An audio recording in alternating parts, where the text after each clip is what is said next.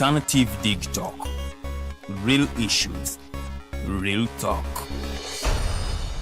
At first, we hit your gadgets with our state-of-the-art digitalized mobile studio with the debate on the road behind the wheels. Later, we launched our magnificent studios located on Plot 1A, Sawagude Close, Lukulinanganda, Machindye, Kampala, where we bring to you our must-watch shows like The Mighty Drive, Monday to Friday, 8 a.m., Hotline, Mondays, 7 p.m. As for legal matters, Twins at Bar, Tuesdays, 11 a.m., Wednesdays, 6 p.m. is Afro-Caribbean Link, where we connect Africa with the Caribbean. Voltage on Thursdays, 7 p.m., featuring a youthful panel. Interface with Dr. Kiza Besije every Friday, 12 p.m. with his call to action against injustices. Snap Talk, Saturdays, 6 p.m. with the trio. A must-watch, The Political Dice, Sundays, 8 p.m. with the duo that never stammers, and so much more. Watch us live on all our social media platforms. We are the Alternative Digitalk. Real issues, real talk.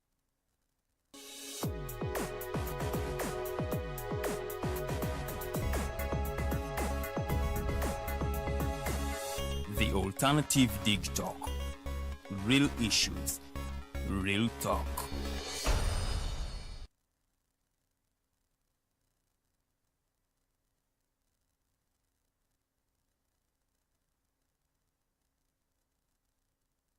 Good evening, Uganda. Welcome to Face the Nation. My name is Edgar Mathew Karuhanga, and you are watching Digitalk TV. This particular month, January 2025, the Uganda People's Defense Forces, UPDF, is going to be celebrating 44 years in serving this great country of Uganda. But amidst this time, this particular entity has been at the center of some controversies that are happening in the country, starting from last year, but even up to today, this particular year. In that particular realm or perspective, I have the spokesperson of the Ministry for Defense and the Uganda People's Defense Forces, Brigadier General Felix Kulayigye, to just paint a picture for us what is happening in his office, in his army, and of course generally the country's security as we speak today. You're most welcome, sir. Good evening. Good evening, Mr. Karuhanga. I'm happy to have you, and I really honor you, sir, and it's a privilege to have you on Face the Nation. Is it the first time on this hill? Yes, sir. You're most welcome. Okay, sir. Let's start off with the state of security in the country. If you are to look at it this year, 2025, how is the security of Ugandans and their property? Evaluating the entire, the year 2024, Yes, sir. Uganda has been secure, peaceful, and stable. There were disruptions at the beginning of the year, particularly in Western Uganda, but those were quickly dealt with, and the situation returned to normal. So the country is peaceful, the security is satisfactory. We have had a very active year for us, particularly in the DRC, Operation Shuja. We have had the descending year in Karamoja as disarmament is being conquered, if I may borrow that word. There have been disruptions at the border with South Sudan, in the districts of Lamu, in the West Nile, but we have also dealt with that. We still have the issue of border demarcation with South Sudan. It's being handled at higher level. Heads of states have met. Demarcation committees have been set up, so that's not a threat anymore. So generally the country has been secure. And we have just concluded a whole month of being on alert for the security of the country during the festive season. And I'm sure you're aware, we registered a very peaceful festive season, albeit people dying of motor accidents, which as an army we have no control over. Yeah, so security is very satisfactory. Okay, we've heard of a story that broke this week that the ADF has got new equipment that is going to facilitate them in their conquest or their operations, and some drones, up-to-date drones. And this is a report that has been got from the United Nations. How safe are you from the people who have been disturbing you for a while now? You see, there are times some of the reports make me laugh. What is the military? It's essentially a fighting force. And you are fighting who? You're not fighting night dancers. You fight armed people. And so, whether they have gotten new arms or not, it does not change our view, excuse me, and our approach to the operation. Of course, it's important for us to know or to learn the new equipment acquired by the enemy, and then you deploy your resources accordingly. Therefore, I want to assure Ugandans, that's not a matter to worry you. They have not been having sophisticated weaponry, but they've been making operations, and many Ugandans have lost their lives. Are you downplaying their strength? I'm actually downplaying their strength. Many Ugandans that have lost their lives have lost not in battle, not because a village was attacked by armed men, but a few individuals that infiltrated like the school in 2023 and burnt those students. Or those who infiltrated the village in Kamwenge and killed civilians. There were about 4. Now, that's not a matter that should be worrying. It's a matter, however, that requires extra vigilance. Reason. You want to ensure that you don't have a repeat of the past. Number one. Number two, if you may have noticed, whenever there are such changed approaches by the enemy, we also change our deployment style. You remember we introduced now LDUs in the Chibale Kasese area, so that the LDUs can guard the villages as the UPDF is pursuing ADF inside Congo. We are aware there were attempts by the ADF to make us move or reduce the pressure inside DRC by coming behind us. They had hoped we didn't have deployments behind behind our lines, but they were surprised. So I'm not downplaying per se, but I'm showing you that the acquisition of whatever equipment they have acquired does not change the status quo. Whether they have acquired new equipment or whether they are financed by whoever, as they are getting more finances from international terrorist groups, our resolve to end them remains undeterred. Okay. There is also a sentiment that they are collaborating with the March 23 rebels, M23. And according to some reports, they're even getting support like cocoa revenues from Buni, and 70% of these proceeds are given to the ADF. So does the alliance between ADF and M23, if it's actually there, worry the UPDF and Uganda? We have no proof about that collaboration between M23 and the ADF. What we knew is that ADF was actually collaborating with some militia groups inside the Congo called the Mai Mai, those who have no ideology, if I may put it that way. And 2, ADF is operating in Ituri, M23 is in North Kivu province. And we are actually like the buffer between the two. And so that collaboration for us, we are not aware of it. And I would like to appeal to you Ugandans. These so-called UN reports, read them with a pinch of salt. Why? Because the UN must create reason to stay in Congo. I'm saying it open on air. Yes, they have been in Congo since 1960. There is interest there for them? Of course there is. Just remember, the only country where a UN Secretary General died is Congo. 1960. Yes. Why is Congo still unstable after 64 years of UN in Congo? If they are of any help to them. Okay. I think when you do business, it's important you evaluate the profitability of how you are doing your business. But we can only listen to UN because the UPDF has been blurry about some of the details that are happening in Congo. Where have you been? We have a mandate to talk about ourselves. We can't talk about others. We have told you what we have been doing. Okay. And those who are interested, we have even brought you documentaries of our operations inside the DRC. Okay. Because for us, we believe in you being a part and parcel of what we are doing, because we are your army. Okay. All right? Now, the truth of the matter is that yes, we rely on Congo because they appear to be the only credible source. But we who have monitored what they are doing, who have seen. You have heard the president calling them military tourists. Why? The most expensive UN mission since its creation has been the operation in Congo. Why do we still have wars there? I think it's the existence of conflict inside Congo is an indictment of UN deployment.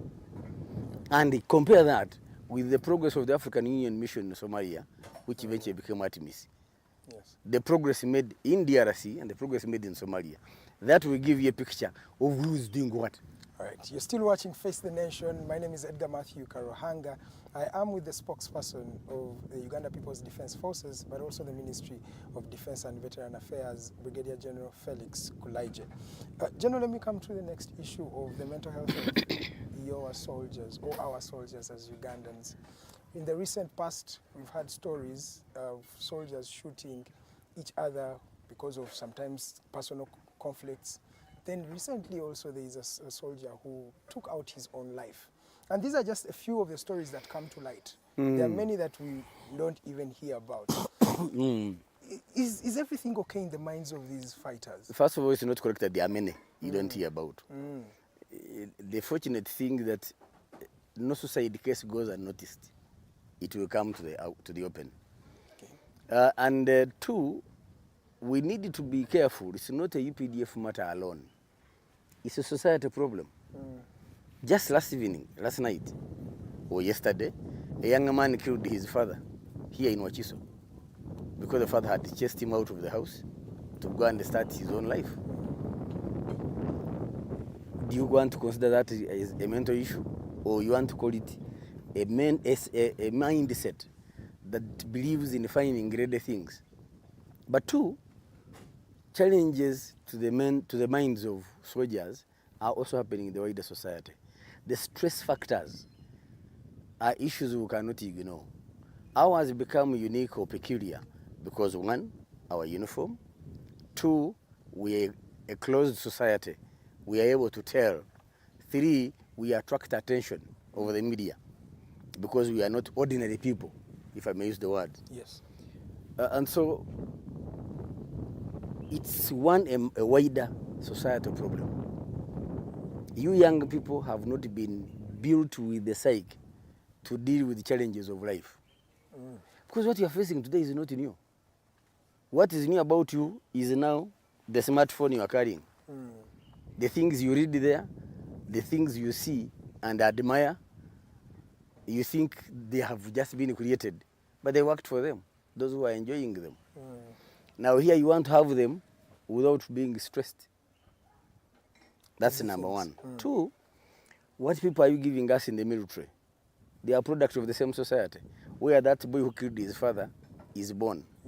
That's where I come from, that's where they come from. How have you been brought up?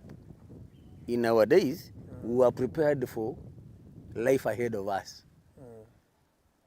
And the society took it upon itself to actually show you how tough. Are you saying we are a generation of weak people? Yes, you are.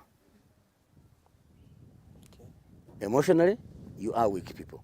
Okay, let's now go to the specifics. In fact, to use the words of one of you in one of the media houses, he called you the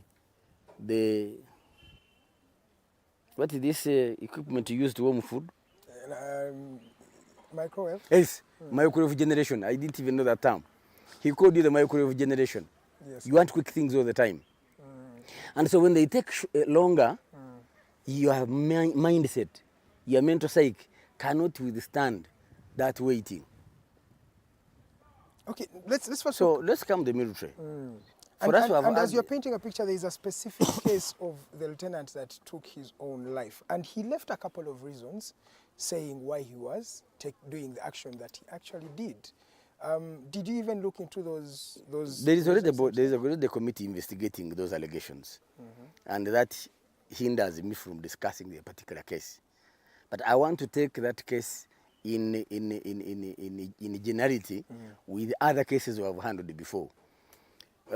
For example, at the time I joined, and for 20-something years, we never had issues of mindset. or rather mental health. You think we are not having challenges? In fact, we are having wars internally and externally. Yes. We fought 29 rebellions in 20 years.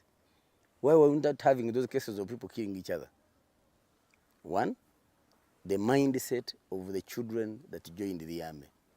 They found a tradition, an ideology of things are not acquired on a silver platter. You have to work. Now you have been driven to school in a private car, collected from school in a private car. You go with a suitcase full of grub. You sit on TV. You don't even do wash up. You have a maid who washes for you.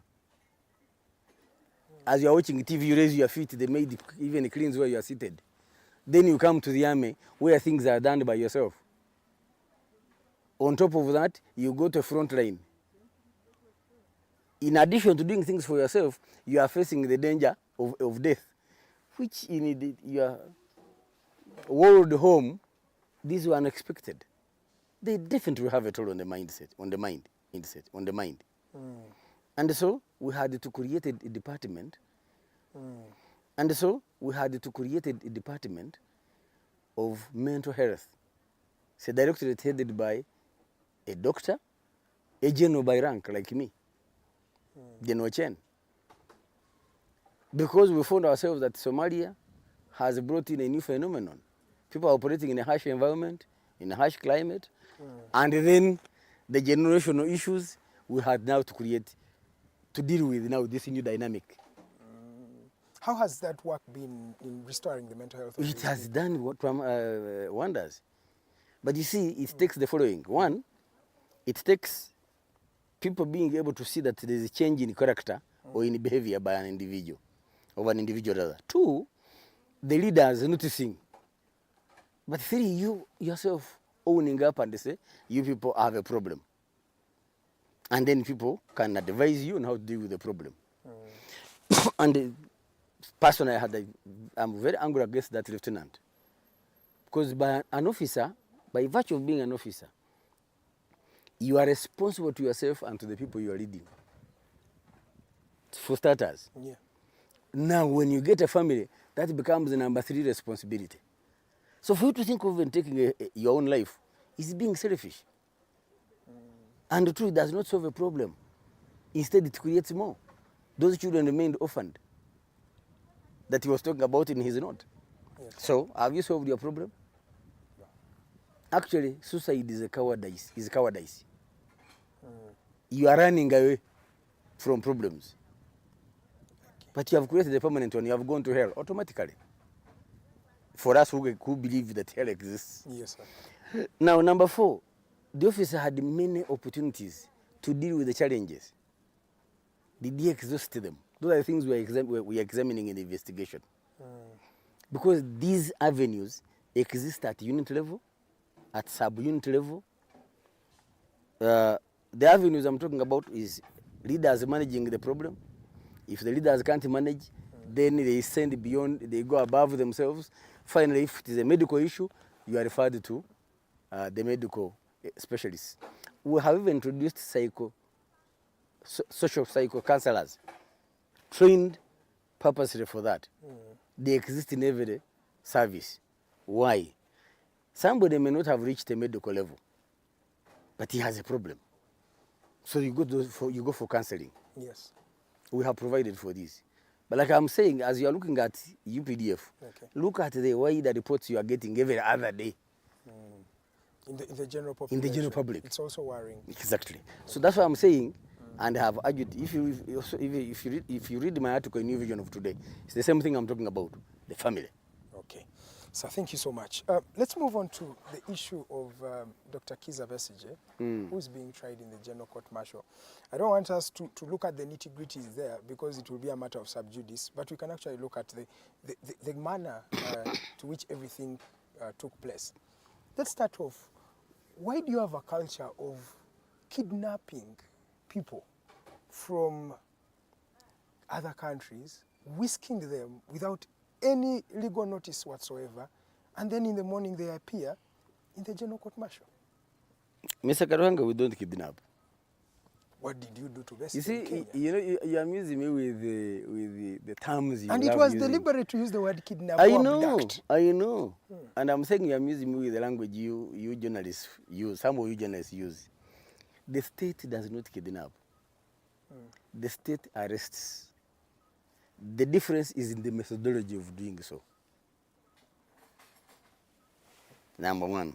Number two, the arrest of Dr. Chiza Besigye took place in another country. Yes. You cannot pick a person from another country without the security apparatus of that country being involved. You cannot.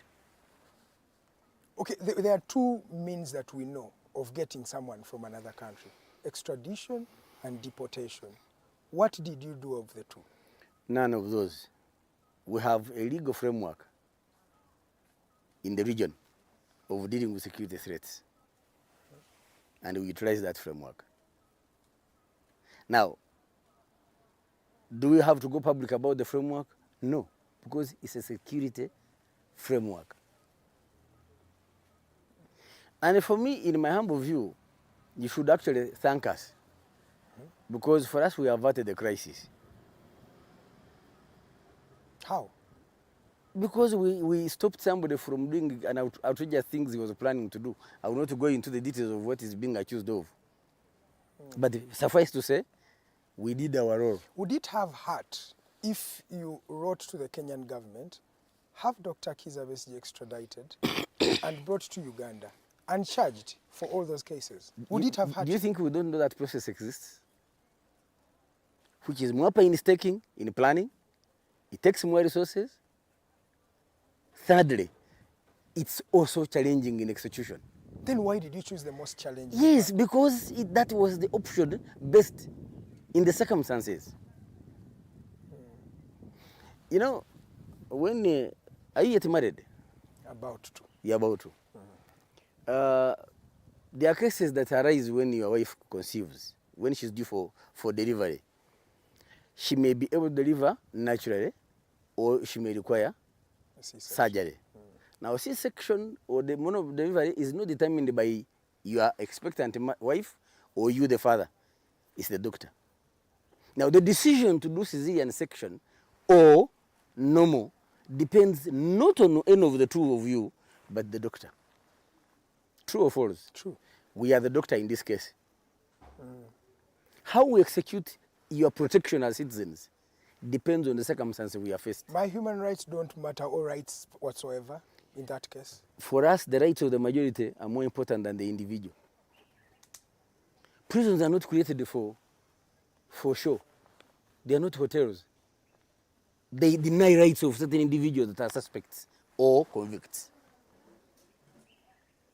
Okay. Let's leave the mode of how you abducted him and brought him here. I object to the use of that word. I How said you for us- arrested him. Yes. Okay. Let's look. He's a civilian. Why take him to a general court martial? RO, 0099? is that a civilian? Retired. Thank you very much.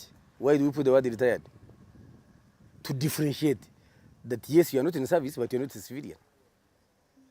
That said, You've said he's not in service, but he's also not a civilian. of course, that's why you have RO still applied on him. Are you RO? You are adding it on him. Are we? He retired. It is his service what number. What does the law say? You go to your grave with your service number. What does the law say? Today, let me tell you, actually today, tomorrow, we are going to bury a retired Colonel Kizige. We have just picked the pallbearers. They are officers in service. He's retired.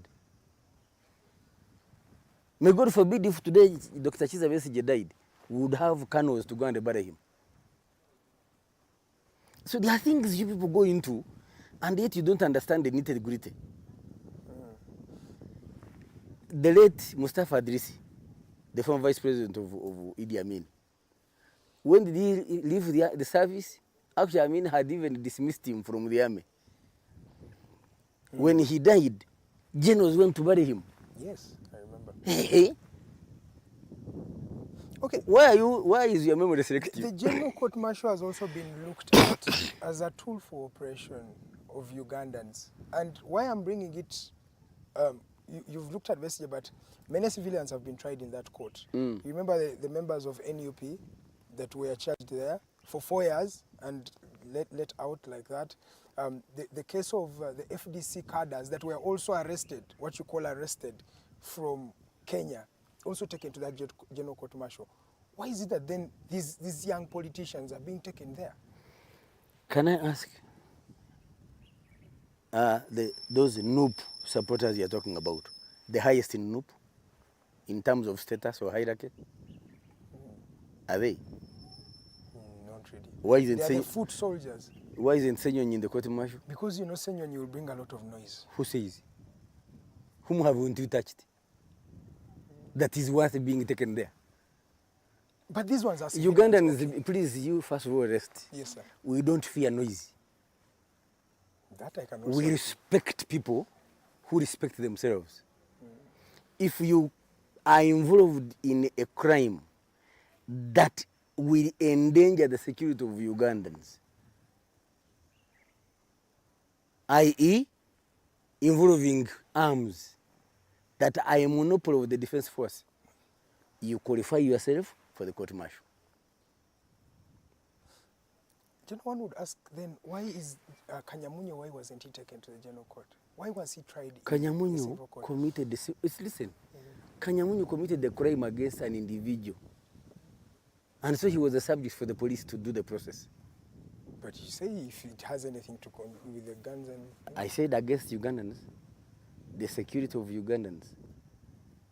An individual crime can't be a subject of the court martial unless you, the serving officer, has been involved. Or you, a civilian, has helped me to commit that crime. You will be subject to the court martial. You see, the answer is simple. Why Yes, are we sir. debating these things for long? The answer is simple. Avoid involving yourself in matters to do with the military, and you won't come to our court. But you decide to make yourselves. Now, for instance, you are told this kind of paraphernalia is gazetted for the military, and you insist on putting it on. What do we call you? You either have a mental problem or you are simply a criminal. But then that means the hook is subjective in nature. It's getting the silverfish, but it's not getting the tilapia. One would say because Patrick Mulwana is wearing military fatigue every day. A senior presidential advisor, Edirisa Musuza, also known as Eddie Kenzo, recently at the Nkuka Festival, was putting on military fatigue. That matter has been and the baby cools of this world. You don't touch them. Why do you touch the other ones? Yes, sir. Let me listen. You see, don't mix emotions here with the issues we have to discuss objectively. Because emotions will subject your objectivity, or rather will mar your objectivity. Edirisa, okay, Dickens as you call it, or alien skin. Alien skin. I don't know who there are about 5, I think, that were mentioned recently. And the matter has been taken up for investigation. Why these have been late to put on this uniform. It's a matter we're investigating because we declared anybody in military attire. But you see, the noob supporters you're talking about was not about the attire. It were the activities they had been involved in. Because if it was attire, even Bobby Wine would have been taken in. And I don't know why people chose deliberately to call them noob supporters. They were not in Makindi because they were noob supporters. No. Or you talk about the small fish. I believe Dr. Chiza Besigye is not a small fish, is he? No, he's a very... So, we have a tilapia already there. If you are looking for tilapia. Thank you. General, now, as we enter the political year, 2020... So I wanted to clear this one. A tool for oppression. First of all, this is your army. We are not forcing it on you. By character, we believe and we behave as a people's army. That's why you are here, surrounded by these soldiers, and you're asking me these questions with freedom. Because it is your right to know. It is your right to seek answers from us. And it's our obligation to give them. Number one. Number two, the way you entered down at the quarter guard. I'm sure you are not molested. That's what the People's Army does. It respects civilians. Now, however, there are some of us who take these freedoms beyond and infringe on other people's freedoms. You know, my rights will be free as long as they don't infringe on yours. Yes. Now, who is there to arbitrate between you and I to ensure that none of us infringes on the other? Should be you. It's the state. Okay. Now, how the state executes this mission depends on the circumstances, depends on the cases you have committed, or the crimes you have suspected to have committed.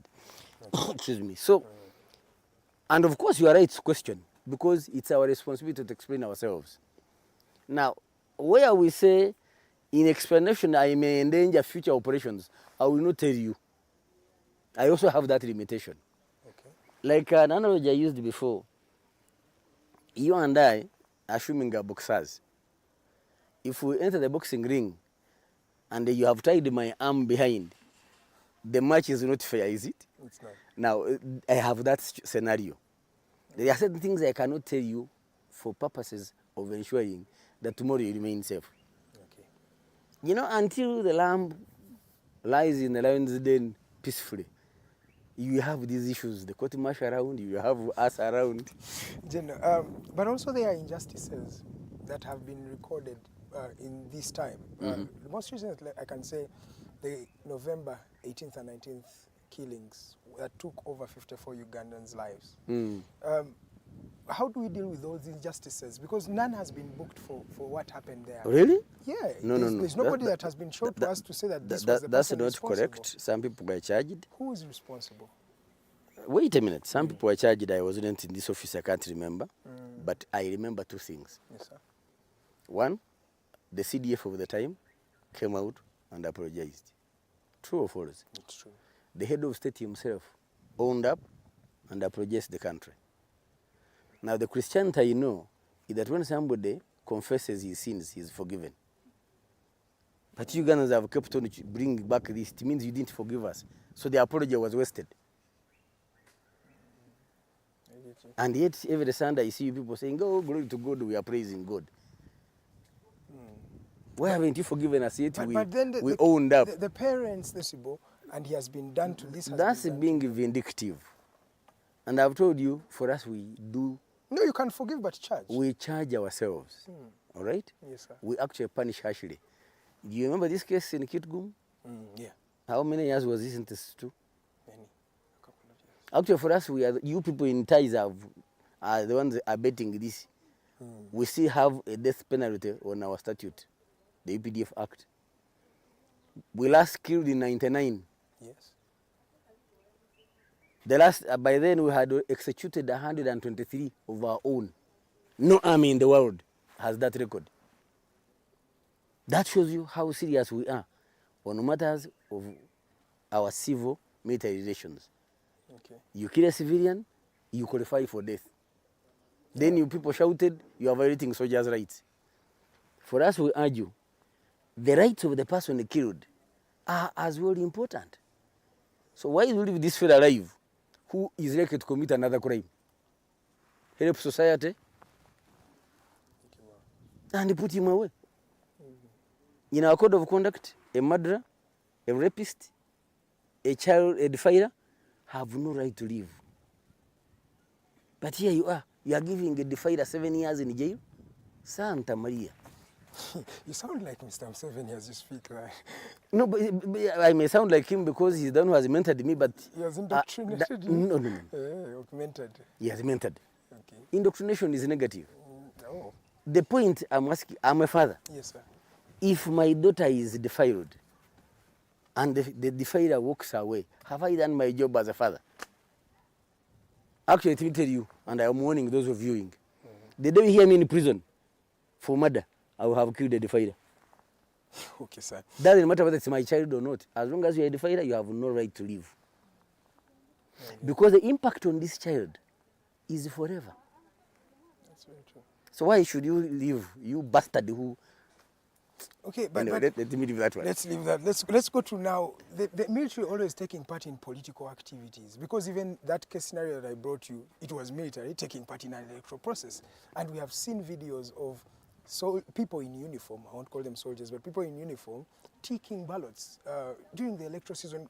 It's like a time for the UPDF to shine. Mr. Karuhanga. Yes, I kindly request for those videos. I'll share them with you, Please. sir. Yeah. Also just taking ballots. Videos of people taking ballots in uniform. Because I can tell you, People in uniform taking ballots. I needed to go to open a mini chankwanzi here for you and the viewers. We are a political entity. I hope you agree. Because Hans Clausewitz describes war as politics by other means. Now, if it is politics by other means, who are the executors of that other means? Yeah. So how do you fight a war we don't understand? But you're taking sides. Listen, allow me go on. Please continue, sir.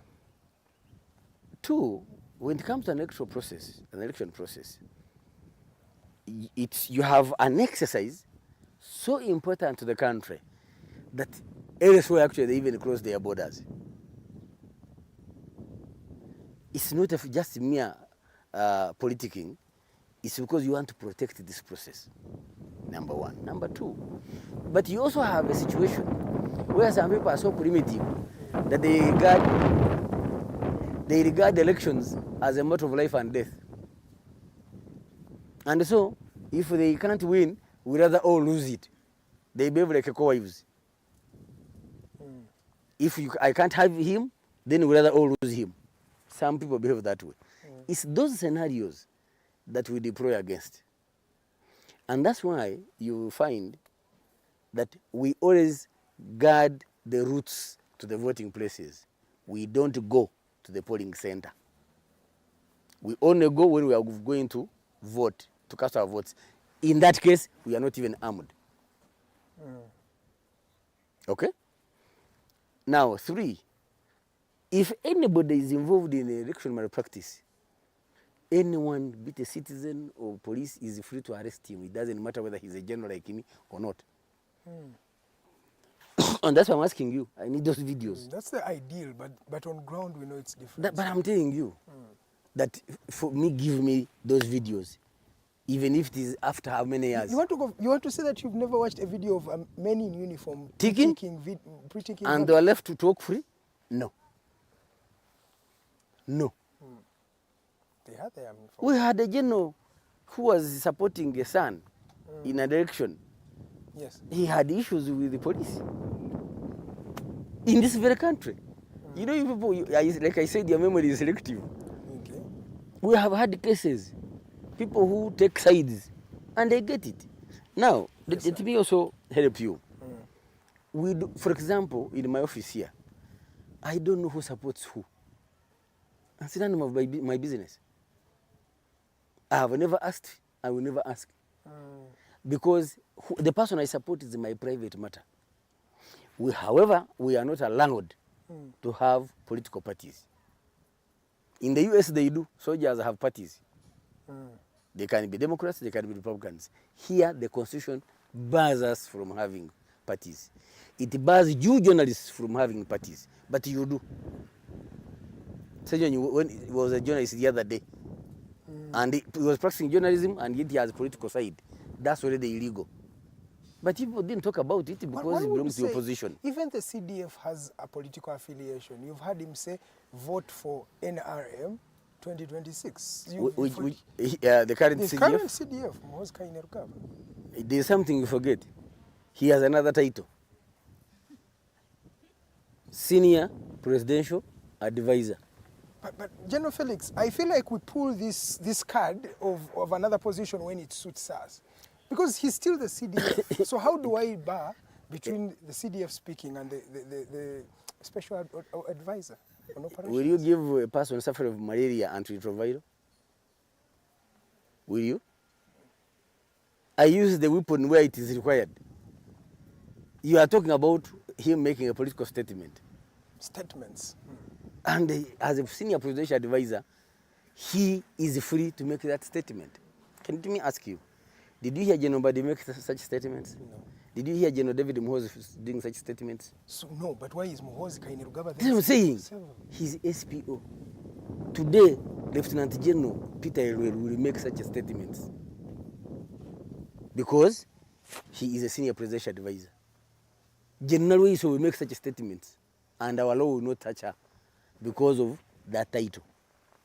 Then isn't that undermining the discipline of the Uganda People's Not Defense at all. Forces? Not at all. By saying that statement, whom has he molested? Your ears?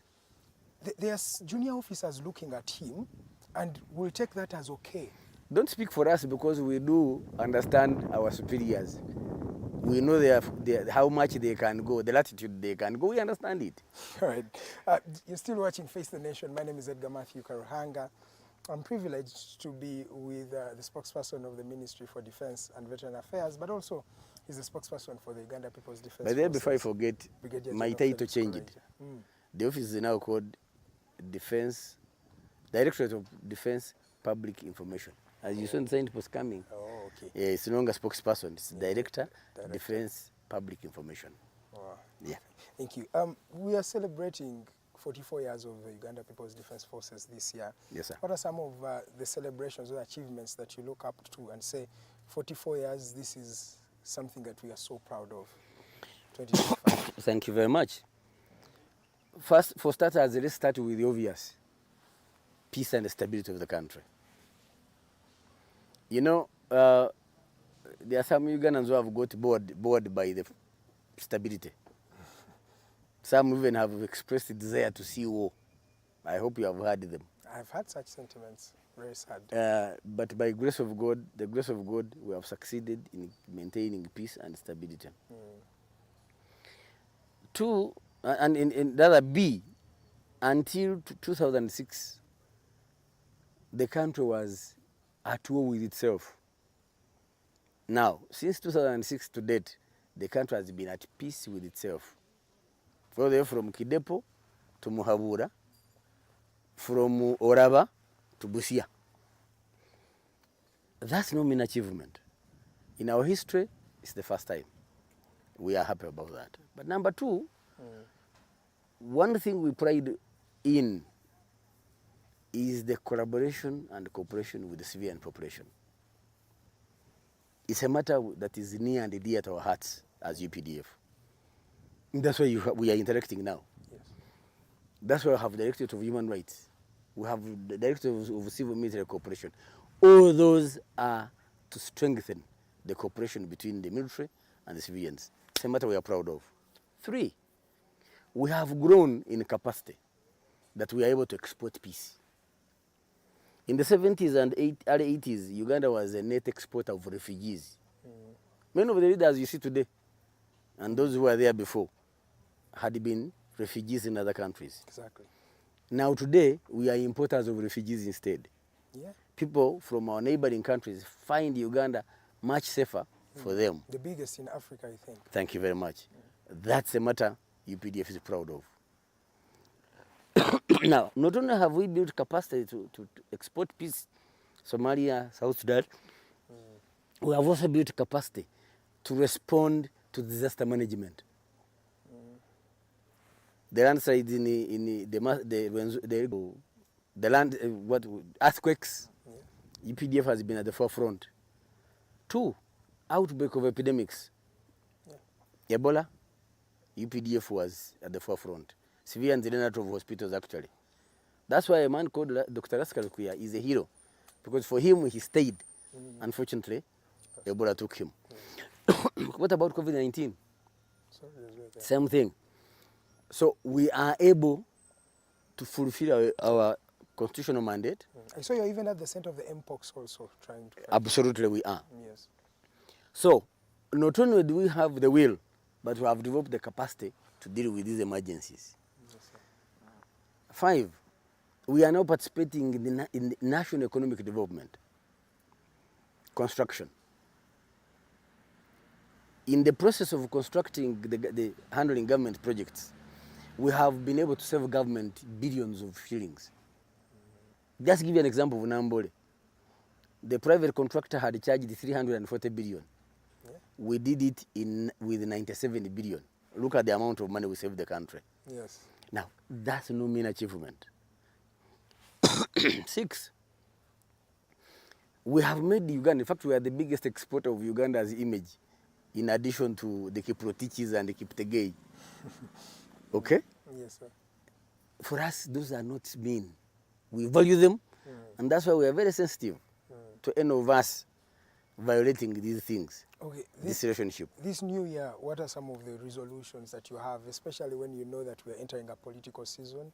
What's the plan of the Uganda People's Defense Forces for the year 2025? Uganda must remain safe and secure. Must. That one is not debatable. So anyone who will do anything that will destabilize the country, yes, sir, we shall get him or her. 2, continuous development. You can see that quarter guard you have passed is a new one. It used to be there. Now we have, I think, a beautiful quarter guard. Yeah, it's decent. Thank you very much. And I love the word you have used. Defense. Now, you see those iron sheets? Yes, sir. We are building a new headquarter. It will be twin towers. And our resolve is to have it complete in 3 years. We are doing it ourselves from the little money government is giving us. Mission in Somalia. The operations in the mission in Somalia. The operations in the Congo, they are going to continue until the DF is out. We have been, we depend on timelines. This time we have our leaders have put a mechanism where the mandate is renewed from time to time until ADF is dealt with. Terrorism remains a threat across the region. We are not going to sleep. Lastly, yes, sir, we need to see civic